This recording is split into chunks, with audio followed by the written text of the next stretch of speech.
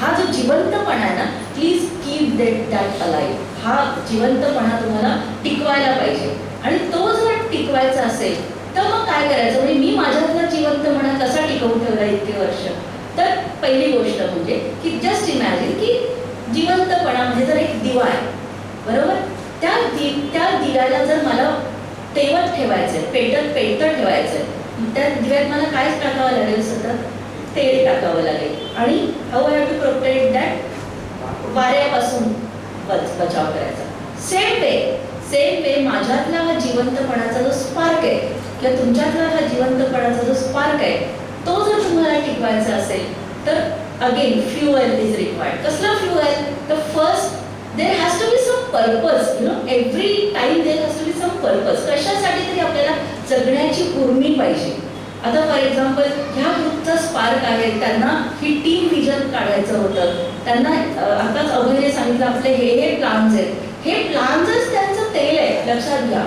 त्यामुळे प्रत्येकाला आपल्याला जोपर्यंत हे तेल नसेल ना तर there is no point to live. त्यामुळे सतत काही ना काही पर्पज असू द्या तुमच्या समोर. अगदी आता इंग्लिश स्पीकिंग मी शिकले, आता मला कॉम्प्युटर, आय होप तुम्ही आता हे नवीन VCS बसताय, कॉम्प्युटर येत आहे ना तुम्हाला? शुअर ना? येत आहे म्हणजे नुसतं येत आहे का, वापरताय तुम्ही? नक्की ना? नाही तर ओरडले असतील तुम्हाला आता चांगली. Okay, so please learn technology, कारण त्या टेक्नॉलॉजीनेच आपण जगाशी जोडले जाणार आहोत.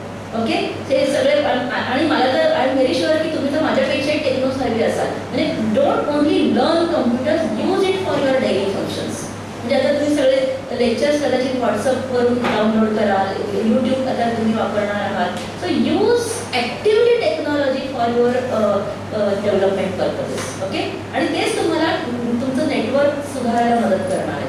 तर त्यामुळे इंग्लिश शिका, चांगली टेक्नॉलॉजी शिका, चांगल्या ग्रुप्सचे मेंबर व्हा. जसं आता तुम्हाला माहिती आहे का, ॲक्सेस इंडिया आपला ग्रुप आहे, रेटिना इंडिया ग्रुप आहे. या ग्रुप्सचे तुम्ही मेंबर व्हा, तुम्हाला खूप छान वाटेल. कारण त्या ग्रुप्सवर आपलीच VCS इतकी कॉम्पिटंट मुलं आहे. तुम्ही कार्तिक सोनीचं नाव ऐकलं असेल कदाचित. त्या मुलाने IIT एंट्रन्स क्वालिफाय केली होती. त्याला IIT मध्ये ॲडमिशन नाही दिली व्हिज्युअली चॅलेंज असल्यामुळे. तो मुलगा आता हार्वर्डला शिक्षण घेतो. म्हणजे आपली मुलं खरोखर आकाशाला गवसणी घालायला, आकाश को छूने गई डुईंग दॅट.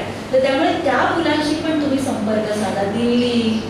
दिल्लीसारख्या ठिकाणच्या मुलांशी खूप वेगळी आहेत ती सुद्धा मुलं, खूप ॲम्बिशियस आहेत. कितीतरी मुलं आपली MBA केलेली आहेत, मोठ्या फर्म्समध्ये काम करतायत.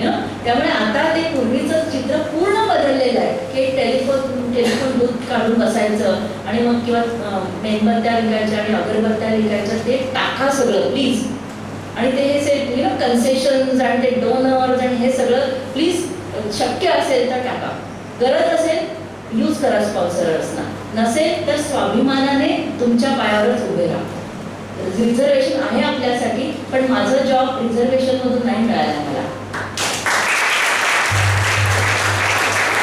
ठीक आहे, रिझर्वेशन आहे, जगाचा दृष्टिकोन बदलतो आपल्याकडे बघण्याचा. जॉब मिळेल, पण जॉब मिळाल्यानंतर मी असं ऐकलं बँकांमध्ये मुलांना जॉब मिळतात, तिथे त्यांना काही कामच नाही सांगत, नुसते बसून असतात. नाही, तुम्ही जिथं जाल ना, यू शुड बी इंडिस्पेन्सिबल. तुम्ही तिथं स्वतःचं स्थान निर्माण करायला पाहिजे. कल्पना मॅडमचं स्थान आहे सोमय्या कॉलेजमध्ये. सोमय्या कॉलेजातच नाही, सोमय्या मॅनेजमेंटमध्ये स्थान आहे. माझं मत विचारात घेतलं जातं आणि हे विचारात घेण्याचा समाजाचा मोठेपणा आहेच. पण मी कधी ही संधी नाही त्यांना दिली की मला येत नाही, मी करू शकत नाही, हे माझ्या तोंडातून 26 वर्षात आलेलं नाही. मला बऱ्याच लोकांनी आपल्या जुन्या पिढीतल्याने सांगितलं विचारायचे, हो कॉलेजचा टाइम कधी आहे तुझं? म्हटलं 10. मग तू कधी पोचतेस कॉलेजला? मी म्हटलं 9:45, 9:30, 9:45. अगं तुला माहिती नाही का आपल्याला कन्सेशन असतं अर्ध्या तासाचं? मी म्हटलं नाही, ते मला माहीत नाही आणि मला ते माहीत पण नाही करून घ्यायचं. मी अंतर म्हणून मी लेट का जाऊ? जर मी 10:30 जाऊ शकीन लेट, तर मी 9:30 का नाही जाऊ शकत? बरोबर. जर मला इक्वल अपॉर्च्युनिटीज पाहिजे तर मला इक्वली काम करता आलं पाहिजे सगळ्यांबरोबर. त्यामुळे you should learn to work in team. जिथं तुम्ही जॉब कराल त्या टीमचा भाग व्हा. ते तुमच्याकडे एक बिचारे पाहण्याच्या दृष्टी बदलवा आणि ते तुमच्या हातात आहे. पहिल्या दिवसापासून, जॉब लागलेल्या पहिल्या दिवसापासून तुम्हाला करायचंय. तर अशा तऱ्हेने मला काही म्हणायचं ओके हां. तर त्यामुळे हे तुम्हाला प्रूव्ह करणं खूप गरजेचं आहे, लक्षात घ्या. त्यामुळे एक हॅव अ पर्पज. रोज आता साध्या समाजात तुम्हाला ध्येय मनात ठेवा वगैरे असं काही मोठं काही बोलायचं नाहीये. तुमच्या पुरतं तुमचं आकाश, तुमच्या पुरतं तुमचं ध्येय. रोजचं सुद्धा तुम्ही काहीतरी एक ठरवू शकता. मी ठरवते, मी ना खूप स्ट्रिक्ट टीचर आहे. मी रोज मग एखाद्या छान दिवशी मी ठरवते आज मी एकदम छान वागणार आहे स्टुडंटच्या, अजिबात त्यांना ओरडणार नाहीये. म्हणजे हे पण तुमचं एक छोटंसं काहीतरी असू शकते. आज मी यांना मदत करणार या. तर हॅव समथिंग, तर ते तुम्हाला जिवंत ठेवत असतं. सेकंड, तुम्हाला जे तेल घालायचे आपल्या दिव्याला ते म्हणजे बॅलन्स. कशाचा बॅलन्स? तर बॅलन्स इन रिलेशनशिप. म्हणजे करिअर करायचंच आहे. आता मला प्रज्ञा म्हणाली मी परीक्षा देते इन्क्रिमेंट्सच्या. Very nice Pragya. खूप खरंच मी म्हणते की खूप छान वाटतंय मला इथे येऊन की तुम्ही काहीतरी करू इच्छित आहे, तुम्ही पुढे जात आहे. बरोबर, तुमची ध्येय आहे, तुम्हाला महत्वाकांक्षा आहेत, हे फार चांगली गोष्ट आहे. पण at the same time have balance between your career, your success and your relationships, your health etcetera. बऱ्याच कवींनी म्हटले जिंदगी एक सफर है सुहाना वगैरे वगैरे. मी सिम्पली म्हणते की जिंदगी चमचा गोटी रेस. चमचा गोटी म्हणजे काय? तर चमचा तोंडात घालून गोटी ठेवून चालायचं असतं. जर आपण फास्ट चाललं आणि फर्स्ट चाललं आणि गोटी पडून दिली तर काय उपयोग आहे का? त्याचा नाही आहे, राईट. त्यामुळे त्याचे असतो बॅलन्स. बरोबर. तर त्यामुळे मग हेल्थ तुमचं, आता आपण कुठे जाणार जिम बिमला तर निदान चला चालत, मी घरात चालते बाबा, मी नाही पुढे जात जॉगिंगला. निदान काही नाही तर योगासनं तरी 6x3च्या जागेत होऊ शकतात आपल्याला. योगासनं तरी करा. हां, तर हे बॅलन्स महत्त्वाचं. आणि तिसरं अतिशय महत्त्वाचं तेल म्हणजे don't take life seriously. Absolutely no need to take life seriously. Life म्हणजे काय आहे? जर समजा आता इथून पुढे तुम्ही 50 वर्ष जगणार असाल तर किती विकेंड झाले? More than just 2,500 3,000 weekend. त्याच्यानंतर संपलं, द एंड. बरोबर. मग तेवढ्या 2,500-3,000 विकेंडसाठी एवढी मचमच कशाला पाहिजे आपल्याला? हा असं म्हणाला, तो तसं म्हणाला, केवढे जन्माजन्माचे वैर वीर. Don't take life seriously at all. ना, याचा अर्थ असा नाही तुम्ही सिन्सिअर नाही राहायचं, तुम्ही सिरियस नाही व्हायचं, सिन्सिअर राहायचं आहे. नाही तर म्हणाल मॅडम म्हणाल्या सिरियसली नाही घ्यायचं, असं नाही मला म्हणायचं आहे. ओके, म्हणजे एवढं तुम्ही लाईफचा खूप फिलॉसॉफिकली विचार करू नका असं मला म्हणायचं. Take the things as they come. तर ह्या 3 गोष्टींनी you will keep that lamp burning. पण आता वाऱ्याचं काय, मग वादळाचं काय? तर 4 स्टॉर्म्स आपल्या जीवनात येत असतात. कुठले ते 4 स्टॉर्म्स? एक डिसअपॉइंटमेंट, अपेक्षाभंग. दुसरी निराशा, बरोबर, फ्रस्ट्रेशन. तिसरं अन्याय, माझ्यावर खूप अन्याय झालाय बाबा. आणि चौथं लोनलीनेस. हे स्टॉर्म तुमच्या आयुष्यात येतच असतात. डिसअपॉइंटमेंट फॉर एक्झाम्पल, मला फर्स्ट क्लास पाहिजे होता, मला 55% मिळाले. मला जॉब पाहिजे होता, तिला मिळाला, मला नाही मिळाला. बरं, म्हणजे मी 100 केलंय, मला वाटतं मला 100 त्याचं रिटर्न मिळालं, मला मिळतं 70. तेव्हा तो डिसअपॉइंटमेंट होते. फाईन, ते सगळ्यांच्याच आयुष्यात येतात. माझ्या पण आले, तुमच्या पण येणार. So it is a regular feature of life not to get worried about that. मग काय विचार करायचा अशा मला त्याला मिळाला जॉब, मला नाही मिळालाय, मला मार्क कमी पडले, म्हणजे मग somewhere I have gone wrong. So analyse your behaviour. आताच कोणाचं कालच मी काहीतरी आजच ते दाखवलं बघा, ते झी 24 तासला श्रीनिवास ठाणेकरांची मुलाखत चालू होती. एकदा व्हिसा घ्यायला गेले अमेरिकेचा, 2दा गेले, 3दा गेले, 4दा गेले, 5दा गेले, व्हिसा नाही मिळाला आणि 6व्यांदा गेल्याने मिळाला. म्हणजे ते 5 वेळा त्या माणसाने किती डिसअपॉइंटमेंट अनुभवली असेल, राईट. तर त्यामुळे फाईन, डिसअपॉइंट होतो माणूस. सेकंड काय तर निराशा, म्हणजे फॉर एक्झाम्पल काही करून नाहीच होते काम. इतकी 2-3 वर्ष अप्लाय करते, जॉब नाहीच मिळत आहे. पण प्रत्येक गोष्टीला ना एक वेळ यावी लागते आणि वेळ लागतो.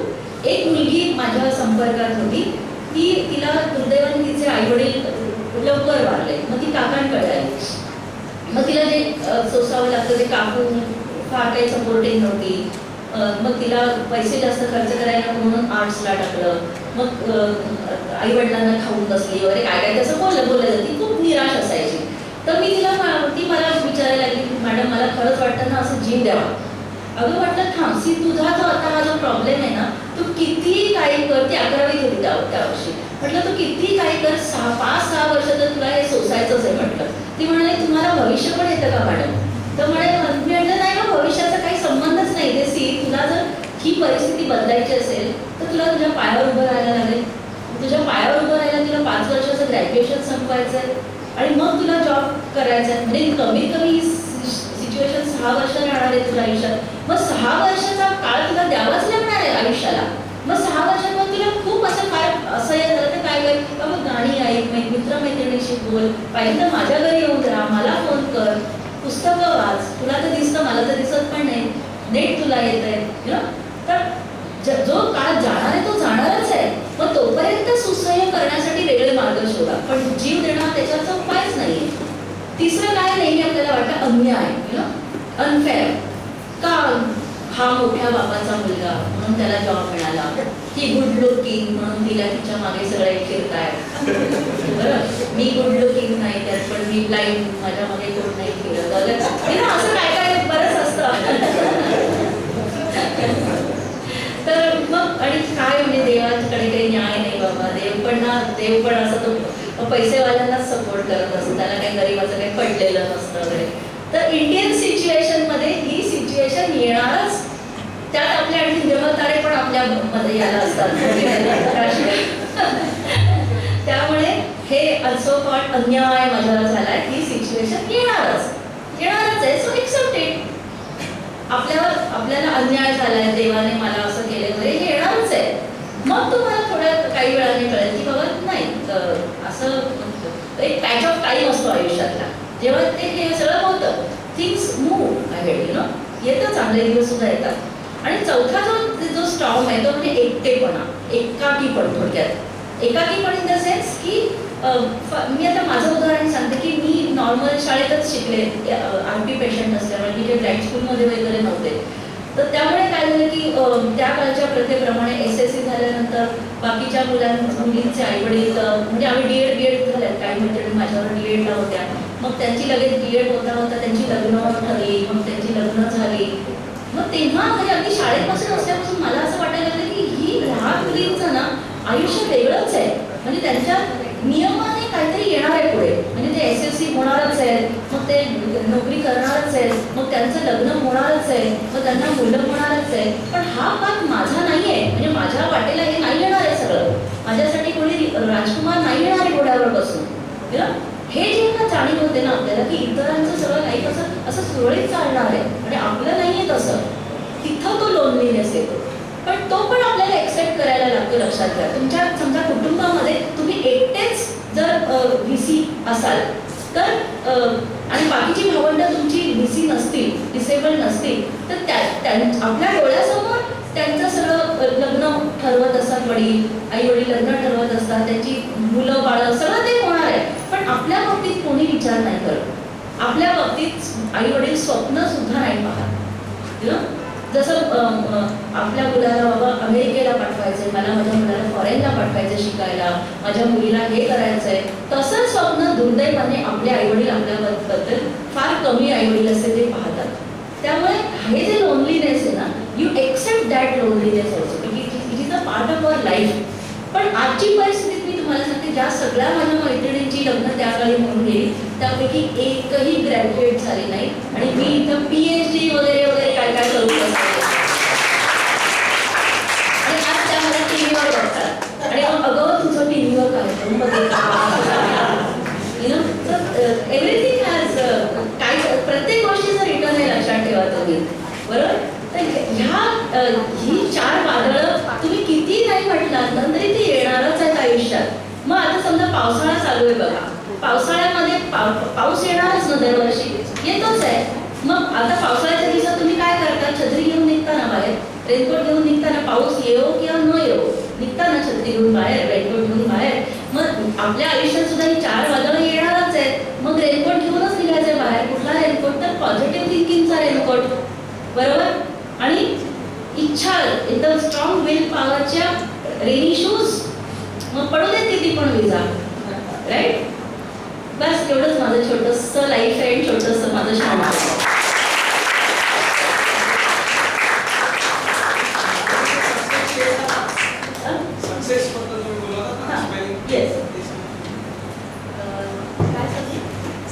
सक्सेसचं तुम्ही स्पेल केले होते आणि प्रत्येक कधी केलं होतं? स्लॅंगीचा एकदा प्रोग्राम होता त्याला तुम्ही अच्छा म्हटलं होतं का काही? हां. चला आपण एकत्र करूया. S for no, S for something else. S for struggle. Okay, great. Again S for struggle झालं. दुसरं S for smile. Yes. S for something else. S for strong. Okay. U for very nice, wonderful. C for excellent. Next C for challenge, wonderful. E for excellence, great. परत एक S आहे, परत दोन S आले. S spirit, wonderful. And last S excellent, brilliant.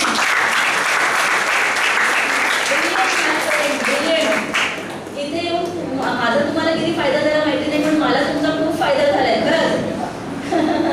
Great. आशीर्वाद देऊन आशीर्वाद नाही देत कारण मग मला हाताला झाल्यासारखं वाटेल. त्यामुळे all the best, all the very thank you madam. तुम्ही एवढं तुमचं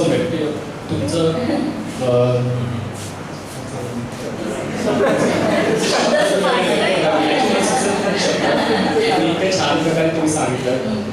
ॲक्च्युली दडपण आलं होतं. तुम्ही व्हाईस प्रिन्सिपल कॉलेजमध्ये कोण असतं हे सुद्धा माहीत नसतं आणि व्हाईस प्रिन्सिपल आल्यात आधी असं वाटतं आपले व्हाईस प्रिन्सिपल म्हणजे काय, पण तुम्ही इतकं डाऊन टू अर्थ आहात, एनर्जेटिक आहात. मी VCs ना इथे काहीतरी सांगण्यासाठी आलो होता, पण आम्हा सगळ्यांनाच तुम्ही खूप मोठी काय म्हणतात त्याला शिकवण दिली. नाही, मी ऍक्च्युली आय एम इन्स्पायर्ड. मी म्हटलं ना माझा फायदा जास्त झाला इथे आल्यामुळे तुमच्याकडे.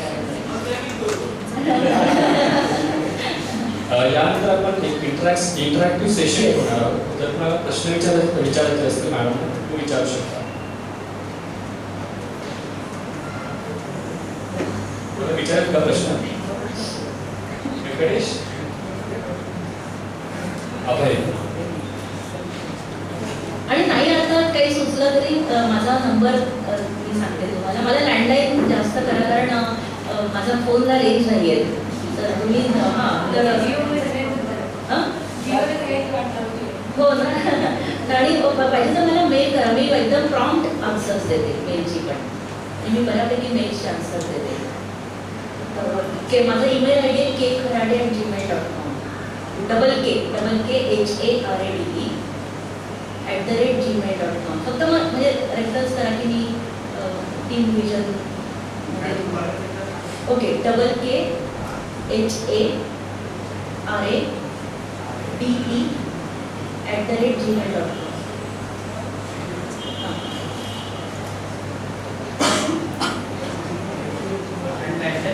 हाँ yes 022 2514 8196. प्रिफरेबली 8 o'clock संध्याकाळी नंतर 8 नंतर. Hello madam. येस. मी अभय पाटील. येस. बोलत होतो आपल्याशी. येस. मला स्वतःला बरं का नेट करायचं. हां. कशात केलंय तुम्ही ग्रॅज्युएशन? हिस्ट्रीमध्ये केलं. हां. मी आणि व्यंकटेश एकत्रच आहोत. हां. आणि मी आता त्यांनी पार्ट केलं आहे. तर एकंदरीतच हा जो तुम्ही आता या देशामध्ये आहात प्रोफेसर लाईन झाली. येस. येस. तर एकंदरीत सर्व मुलांना या संदर्भात तुम्ही काय सांगाल की आपल्याला प्रोफेसर व्हायचं आहे, काहीतरी या क्षेत्रात करायचं आहे, या संबंधी काय सजेशन्स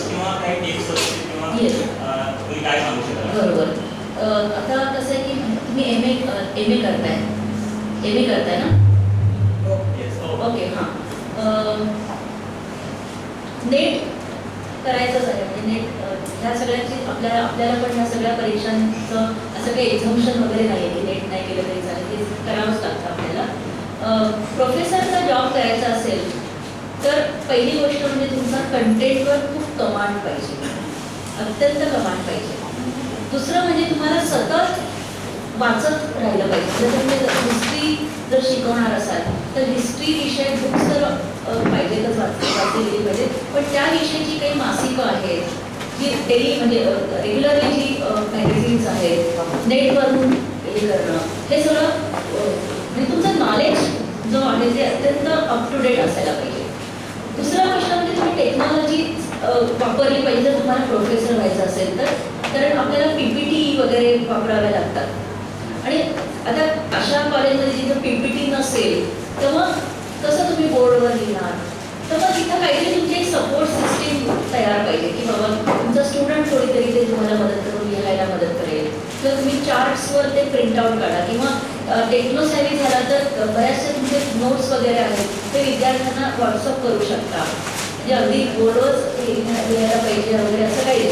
तर बऱ्याच गोष्टींचा टेक्नॉलॉजीचा उपयोग करून तुम्ही काम तुमचं करू शकता. तर फॉर एक्झाम्पल आता माझं सुद्धा मी नोट्स माझ्या स्टुडंट्सना ईमेलद्वारे पाठवते. PhDचे माझे जे स्टुडंट्स आहेत, मी PhD गाईड आहे, तर त्यांचे चॅप्टर्स मला मेलवर ते पाठवतात. मग मी मेलवर ते वाचते म्हणजे आपल्या जॉजचा वापर करून. आणि मग जॉबमुळे आपल्याला असा फायदा झाला की मला त्या मुलांची स्पेलिंगच्या मिस्टेकसुद्धा व्यवस्थित कळतात, असं आहे. म्हणजे त्या पद्धतीने पण आपण चेकिंग करू शकतो. आता ऑनलाईन युनिव्हर्सिटीने ऑनलाईन करेक्शन सुरू केलं आहे, पण हां दुर्दैवाने अजून आपण नाही त्याचा उपयोग करू शकत. नाहीतर आपणही इतरांच्या सारखेच पेपर करेक्शन करू शकलो असतो. आज मी युनिव्हर्सिटीचे पेपर करेक्ट करायला मला नाही बोललो, कारण मग मी रीडर कसा तिथे घेऊन जाणार. पण कॉलेजचे जे सगळे पेपर वगैरे ते मला रीडरच्या मदतीनेच अर्थात करावे लागतात. पण त्या मुलांचे जे ऑनलाईन असाइनमेंट्स आहेत, त्यांचे प्रोजेक्ट्स आहेत, मी त्यांना सांगितलेलं असं की तुमचे सर्व असाइनमेंट पहिले मला ईमेलला पाठवा, मी ते तपासून तुम्हाला देईन, मग तुम्ही त्याच्यात काय तो बदल करा. तर ऑनलाईनमुळे हे करेक्शन वर्क बरंच सुधारलं आहे. पण ते आता जे युनिव्हर्सिटीचं करेक्शन वर्कमध्ये जर आपल्याला भाग घ्यायचा असेल तर त्याच्यात परत थोडीशी टेक्नॉलॉजिकल डेव्हलपमेंट होणं गरजेचं आहे. अजूनही दुर्दैवाने म्हणजे आता सोमय्यामध्ये मी आहे किंवा सॅम तारापूरवाला तुम्हाला माहिती आहे सेंट झेवियर्सला आहे, बरोबर, असे थोडेफार लोक आहेत जे अहमदनगरला एक सर आहेत. तर असे थोडेच लोक जे आहेत ते म्हणजे कॉलेजमध्ये शिकवतात. पुरुषोत्तम महाजन सर होते